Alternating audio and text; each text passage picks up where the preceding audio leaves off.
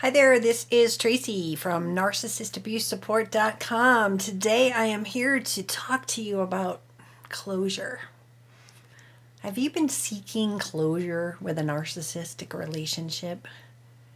What does it look like to have closure with a narcissist? It certainly doesn't look like the normal kind of closure that you might be expecting. And so I want to kind of briefly talk about that today, that if you were looking for closure in the sort of form of maybe they apologize or they take responsibility or maybe they make amends, maybe they get fair when settling a divorce or dealing with your children. If you expect those things, you are going to be let down. You are going to find yourself in a place where you're going to be like paddling upstream. It's just not going to get there. So what closure looks like to a victim of narcissistic abuse, whether it is a relationship, a marriage, co-parenting, even your parents or your siblings, if we expect that kind of result, if we expect them to do the right thing, it's never going to happen, right? What's going to happen is you're going to change. This is so important to understand that we can't change them. We can't change what happened in the past, but we can change what goes on forward. And so closure looks really different. And it really happens in stages, I think. Stages depending on where you are in the brain messing of what happened to you. If you're really at the very beginning of learning about them, then you are probably not going to, you're going to be full of anger. And the closure that you're looking for is you're angry and you might even want revenge. Revenge in that stage is pretty much something that a lot of people look for. They look for the answers, but they want to show them. They want to teach them. They want to break it out so that nobody else can ever hurt them the way they did. And so that revenge piece comes in, and it never ends well, just so you know. There is no getting revenge on a narcissist, not in the traditional sense. The best revenge that you can have on a narcissist is to move on and have a good life and to change yourself, because they want to keep you down.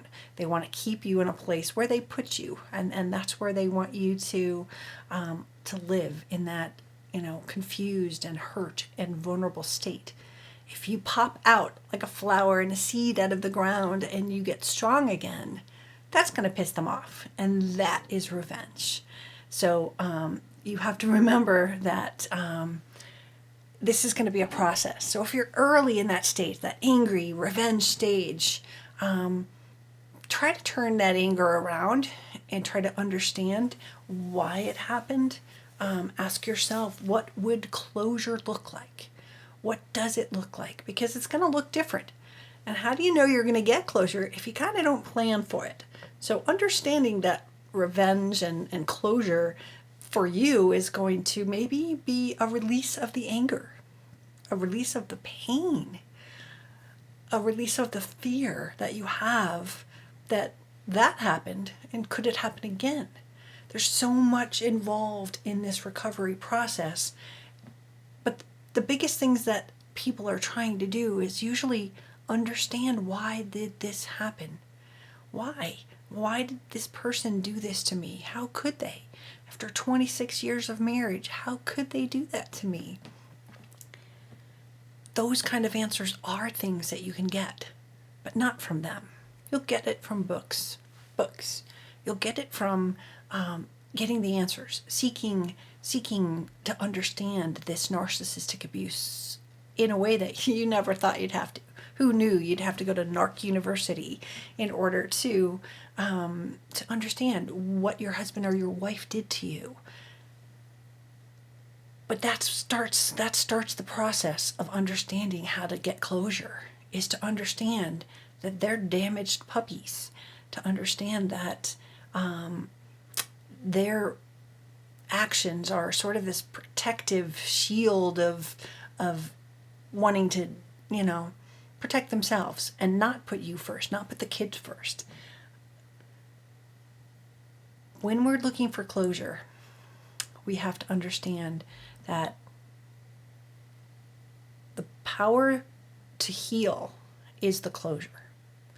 And while you can watch videos all day long, and certainly don't forget to subscribe to my channel right now, but when you are watching videos, you're getting answers. I do a lot of interviews with authors. The people up there, I call them up and go, hey, would you please talk about this with me? I want to share what you have in your, $15 book with the world. And I know a lot of victims of narcissistic abuse can't even afford the book. So I want to talk to that author. And I talk to them sometimes for an hour. And what I find is that most people aren't actually listening for the whole hour. And that makes me really sad, not just because I put all that work into to understanding the topic and finding that person for you, but because that is doing the work. A little 4-minute video is a nice little, it's going to help you. But when you can actually listen to someone and learn about narcissistic parents or divorcing a narcissist, and you're getting an expert's opinion, then try to do more of that. Try to do more of the heavy lifting of either picking up a book or watching interviews with authors that have written these amazingly powerful books that you can't cover in an hour, right? I wish that I could talk to them sometimes for 5 hours because they're so cool and there's so much information. But as you start to learn and you go on this journey of recovery, again, get closure on your own side. Get closure as to what you can do to never let it happen again. Get closure on the things that are going to set you free for you, not with them. Because again, expecting them to apologize or for them to, give you answers or come up with some kind of justification and take responsibility isn't going to happen. So start by looking at the things that we all go through. It's sort of like understanding your own accountability, right? Why did I allow this to happen is something we all ask. And if you're not in that state, you're probably in the angry, I just found out, oh my God, I want to kill them stage, right? That's the first part. And then when you sort of go into the next part, you are looking at, why me? What did I do? Why did I allow this? Or this one, why did I stay? Why do I keep going back for Thanksgiving dinner when I hate being around my mother?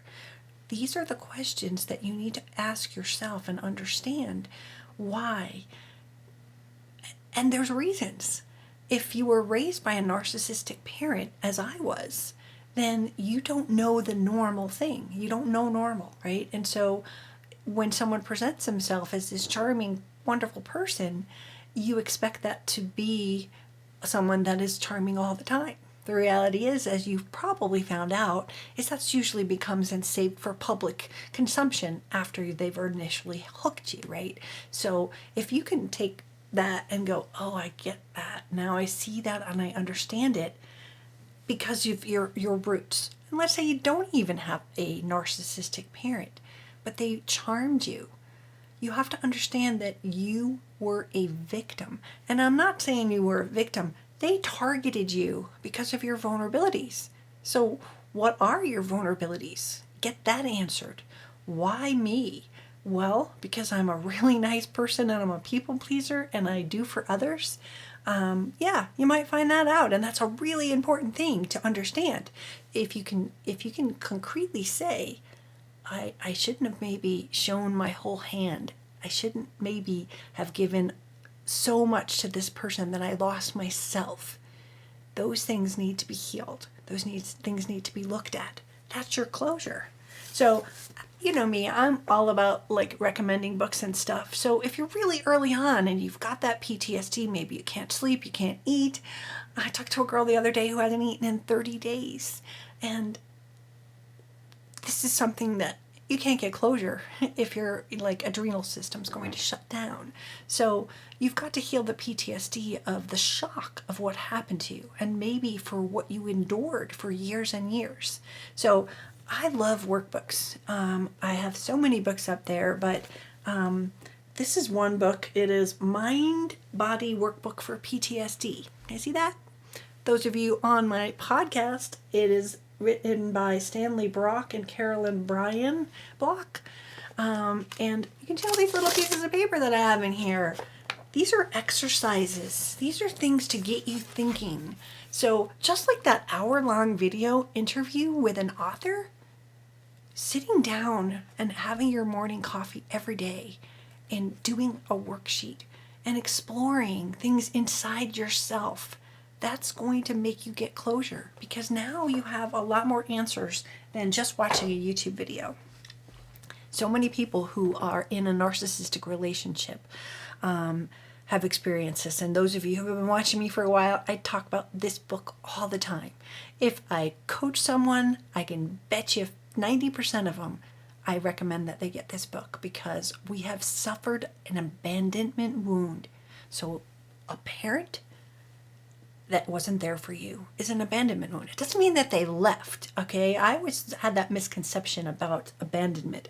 I kind of thought, my father left when I was 5. I was fine. I don't have an abandonment wound. Abandonment is not just that daddy left us. Abandonment is sort of rejection, neglect, not being there for you.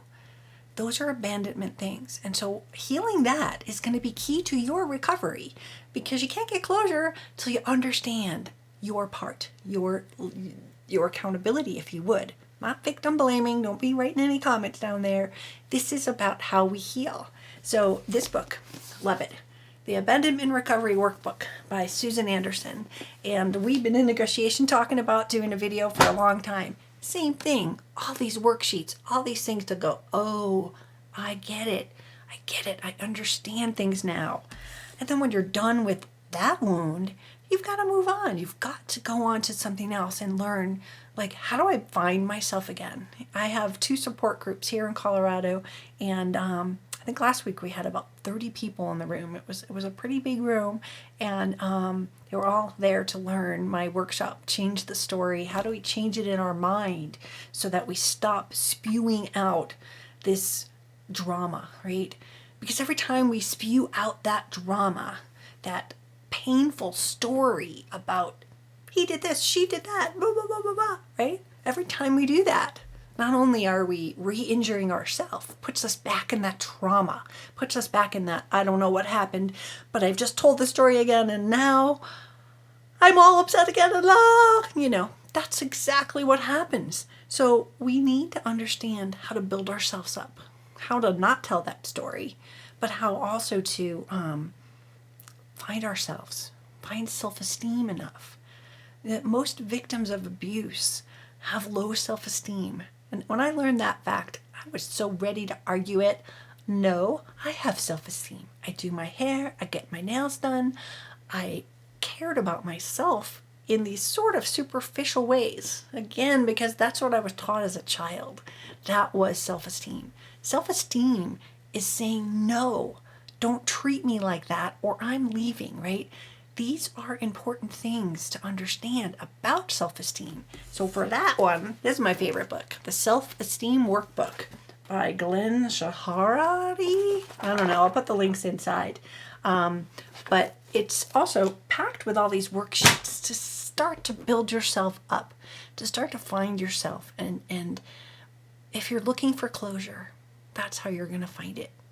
You're going to find it by healing. That's the closure. The wound is gone. Your life starts all over. And guess what? You find peace. Peace is the ultimate closure. Peace is, I don't give a shit. And